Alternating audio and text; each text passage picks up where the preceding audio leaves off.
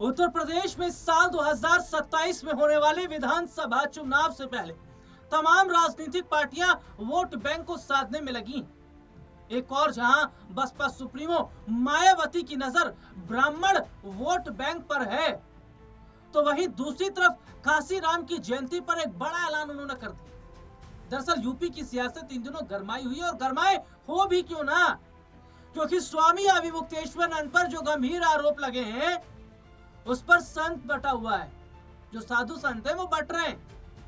कुछ तो ये कह रहे हैं कि भैया स्वामी जी के आश्रम में ऐसे ऐसे तहखाने जहां रासलीला होती थी, बटुकों के साथ क्या होता था खुलेआम बताया जा रहा है कि छोटे छोटे बालक ऐसे नग्न अवस्था में रहते थे और स्वामी जी एकदम महिलाओं के साथ में स्नान करते। ये सब बोला जा रहा है। कितना सच है कितना झूठ है यह अभी नहीं कहा जा सकता, क्योंकि अभी कोई प्रमाण नहीं मिला है, अभी कोई ठोस सबूत नहीं है। ये तो स्वामी अविमुक्तेश्वरानंद ने कहा कि चार मुंह है और चार बातें, लेकिन सांच को आंच नहीं।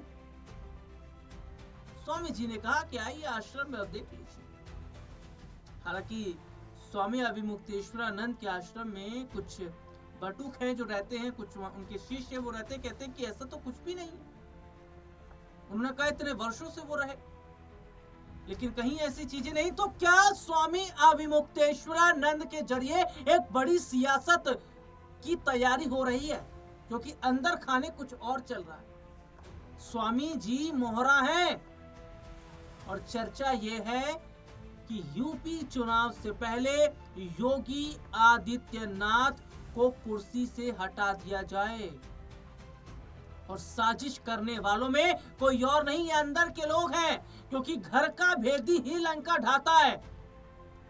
कितना अरसा हो गया केशव प्रसाद मौर्य को ये कहते कहते कि मुझे सीएम बनना है, और ये कहा जा रहा है कि स्वामी को अगर भड़काया जा रहा है या स्वामी को लेकर इस तरीके की बातें हो रही हैं और स्वामी योगी सरकार से लड़ रहे हैं, तो इसमें एक मिली भगत की बात कही जा रही है। दरअसल एक और जहां स्वामी अविमुक्तेश्वरानंद योगी आदित्यनाथ को ढोंगी बोलते हैं, और उन्हीं की पार्टी के डिप्टी सीएम स्वामी प्रसाद मौर्य वो कहते हैं कि स्वामी अविमुक्तेश्वरानंद और उनके बटकों के साथ जो हुआ वो गलत है। यहां विचारधाराएं बट रही है, क्योंकि असली लड़ाई कुर्सी की है साहब। और ये इतिहास गवाह है कि सत्ता के लिए अपनों ने अपनों का खून बहाया है, और ये मुगल काल से भी चला आ रहा है, और ये यूपी के अंदर देखा जा रहा है कि एक और जहां साधु संतों को बांटने की कोशिश हो रही है कि योगी आदित्यनाथ के खिलाफ भड़काया दिया जाए, चिंगारी लगा दिया जाए, ताकि उत्तर प्रदेश की जनता योगी आदित्यनाथ से नफरत करे, और इस नफरत की आग में कुछ लोग अपनी रोटी सेक जाए। क्योंकि बात तो वही चल रही है, असली लड़ाई कुर्सी की। और अखिलेश यादव इस मौके को जाने नहीं देना चाहते, क्योंकि उन्हें पता है कि लोहा गर्म है और हथौड़ा चला दो साहब। अगर इस वक्त हथौड़ा नहीं चलाया तो बाद में कोई फायदा नहीं। इसीलिए समाजवादी पार्टी ने पूरा समर्थन स्वामी अविमुक्तेश्वरानंद को दे रखा है, क्योंकि स्वामी अविमुक्तेश्वरानंद के साथ एक अच्छा खासा वोट बैंक है। ये वोट बैंक बीजेपी का खेल बिगाड़ सकता है, और यही वजह है कि बसपा सुप्रीमो मायावती की जो रुचि है ना, वो भी ब्राह्मण वोट बैंक में नजर आ रही है, क्योंकि ब्राह्मण वोट बैंक इस वक्त टूट रहा है। और जो वही वाली बात है, आओ ले जाओ, जिसके हाथ जो लगा वो ले लिया, और यही बात हो रही है। जो जितना फायदा कमा सकता है वो कमा ले जाए। अब मायावती सोच रही है कि सब दोनों हाथों से बटोर लिया जाए, क्योंकि अभी हाल ही में उन्होंने जिस तरीके से बयान दिए हैं वो ये बताता है कि उनका फोकस ब्राह्मण वोट बैंक पर भी है। और काशीराम की जयंती पर देखिए बड़ा ऐलान मायावती का है कि काशी नाम की जयंती को पीडीए दिवस के रूप में मनाने की यूपी के पूर्व सीएम व समाजवादी पार्टी के प्रमुख की घोषणा के बाद सियासी घमासान तेज हो गया।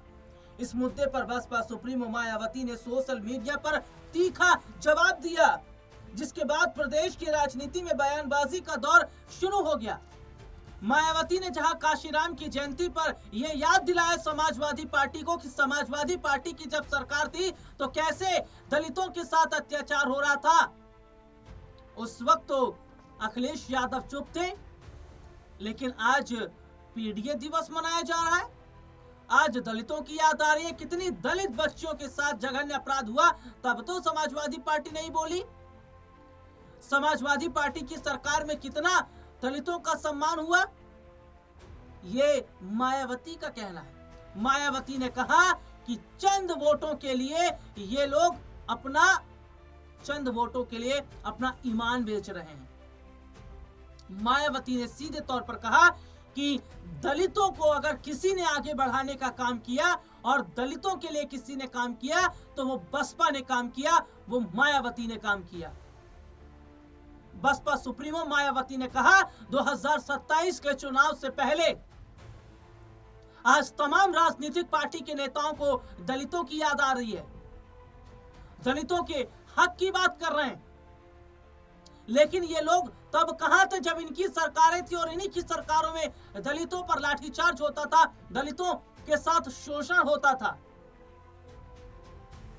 दरअसल यूपी चुनाव से पहले की जो सियासत है, जिस तरह गरमाई हुई है, यह कह पाना इतना आसान नहीं कि यह चुनाव किस करवट बैठेगा।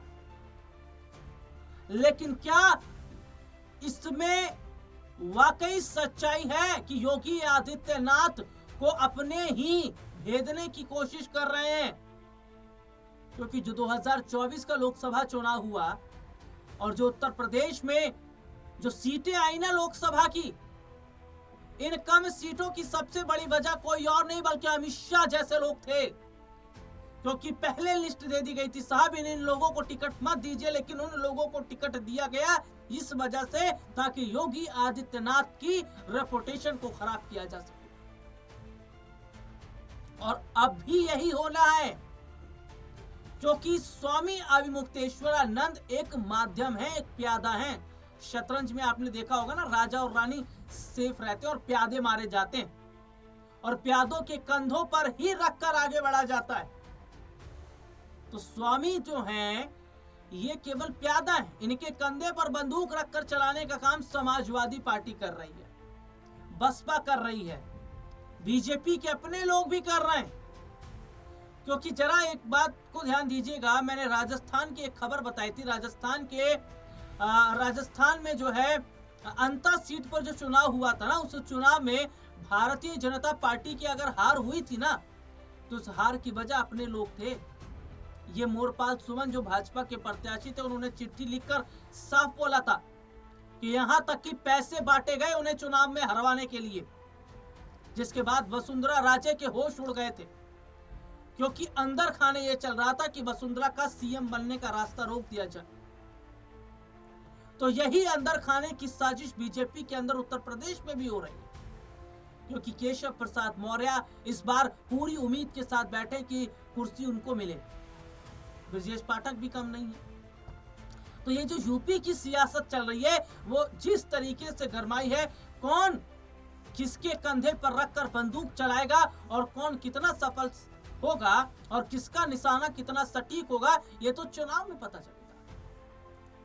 लेकिन ये देखना होगा कि बीजेपी के अंदर भी जो अंदर खाने साजिश हो रही है, क्या इस अंदर खाने की साजिश का योगी शिकार हो जाएंगे। हालांकि योगी आदित्यनाथ ने यूपी की विधानसभा में कहा था कि उन्हें सत्ता नहीं चाहिए, उन्हें कुर्सी नहीं चाहिए। अगर चाहिए होता तो वो अलग राजनीति करते, और ये सब उन्हें मठ में भी मिल जाएगा। और उत्तर प्रदेश की जनता अगर किसी का नाम लेती है तो वो बाबा का नाम लेती है, योगी आदित्यनाथ का नाम लेती है। ये बात जानते हैं केशव, ब्रजेश और बीजेपी के आला कमान, क्योंकि बाबा की छवि प्रधानमंत्री नरेंद्र मोदी से ज्यादा बेहतर है और लोग मोदी से ज्यादा योगी को चाहते हैं। तो यूपी की सियासत में लड़ाई इस कदर अब आगे बढ़ रही है कि अपने ही अपनों के कंधों पर चढ़कर आगे निकलने की कोशिश। अब 27 में किसका किस्मत, किस पार्टी की किस्मत को खुलेगी और कौन सीएम कुर्सी पर बैठेगा, ये देखने वाली।